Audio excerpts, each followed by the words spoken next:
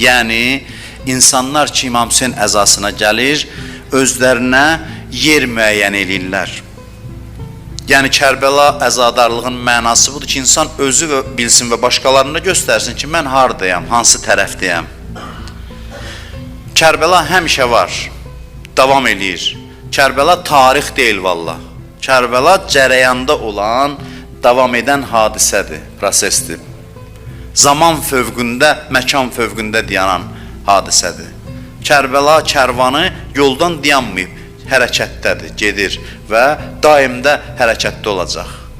Bu kərvan hər il hərəkətdədir və Kərbəla həm daxilimizdə baş verir, həm bizdən xaricdə. Dünya durduqca bu proses gedir. Daxilimizdə də bir İbn Ziyad qoşunu var, bir Hüseyin qoşunu var. Ağılla cəhlin mübarizəsi var. Nurla zülmətin mübarizəsi var. Xaricdə də, bizdən kənarda da bu mübarizə gedir. Həmişə də gedəcək.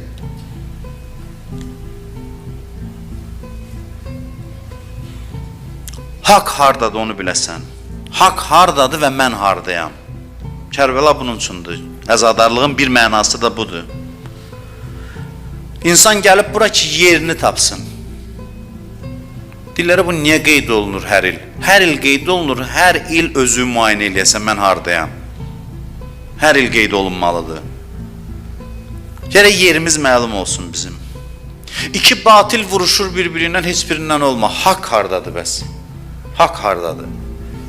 Haqq hardadır, onu tapasan və onun yanında olasan. Haqla nahaq vuruşanda özü ölçüb biçəsən, hesablayasan ki, hansının yanındayam mən? Heç birinin yanında deyilsənsə, ixtiyarsız batil cəbhədəsən. Mümkün deyil adam haqla nahaq arasında deyə mən heç birindən deyiləm. Ya haqdansan, ya nahaqdansan. Heç birindən deyiləm deyənlər nahaqdandır, o tərəfdəndir.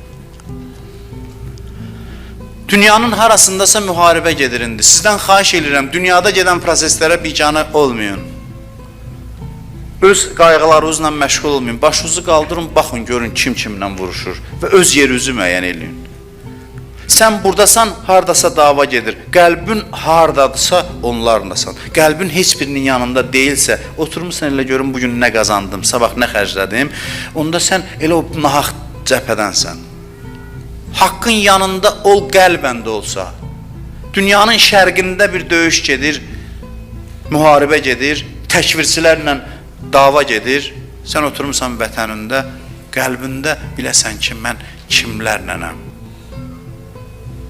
hansı tərəfdənəm. Bunu özün üçün müəyyən